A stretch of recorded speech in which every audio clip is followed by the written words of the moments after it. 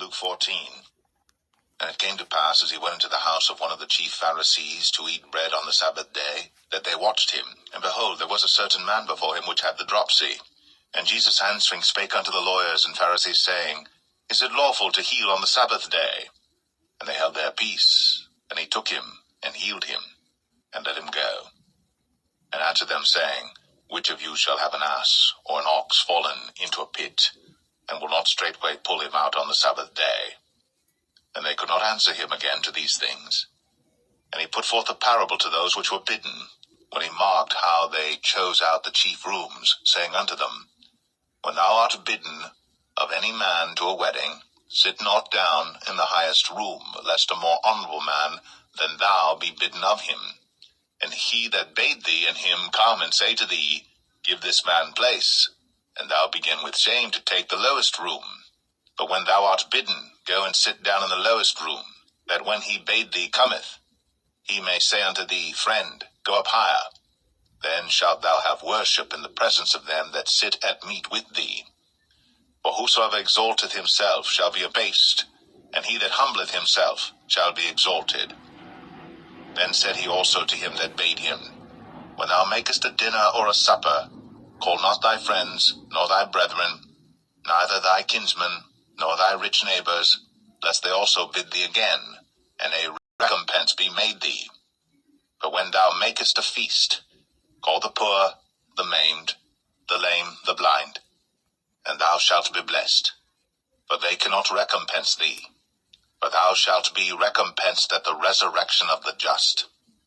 And when one of them that sat at meat with him heard these things, he said unto him, Blessed is he that shall eat bread in the kingdom of God. Then said he unto him, A certain man made a great supper, and bade many, and sent his servant at supper time to say to them that were bidden, Come, for all things are now ready. And they all with one consent began to make excuse. The first said unto him, I have bought a piece of ground, and I must needs go and see it. I pray thee have me excused. And another said, I have bought 5 yoke of oxen, and I go to prove them. I pray thee have me excused. And another said, I have married a wife, and therefore I cannot come. So that servant came and showed his lord these things. And the master of the house, being angry, said to his servant, Go out quickly into the streets and lanes of the city, and bring in hither the poor, and the maimed, and the halt, and the blind.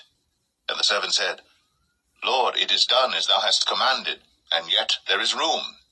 And the Lord said unto the servant, Go out unto the highways and hedges, and compel them to come in, that my house may be filled.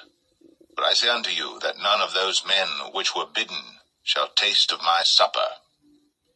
And there went great multitudes with him, and he turned and said unto them, If any man come to me, and hate not his father, and mother, and wife, and children, and brethren, and sisters, yea, and his own life also, he cannot be my disciple.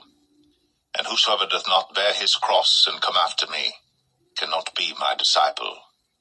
For which of you, intending to build a tower, sitteth not down first, and counteth the cost, whether he have sufficient to finish it? Lest haply after he hath laid the foundation, is not able to finish it, all that behold it begin to mock him, saying, This man began to build, and was not able to finish. Or what king, going to make war against another king, sitteth not down first, and consulteth whether he be able with 10,000 to meet him that cometh against him with 20,000? Or else, while the other is yet a great way off, he sendeth an ambassage, and desireth conditions of peace. So likewise, whosoever he be of you that forsaketh not all that he hath, he cannot be my disciple. Salt is good, but if the salt have lost his savour, wherewith shall it be seasoned? It is neither fit for the land, nor yet for the dunghill, but men cast it out. He that hath ears to hear, let him hear.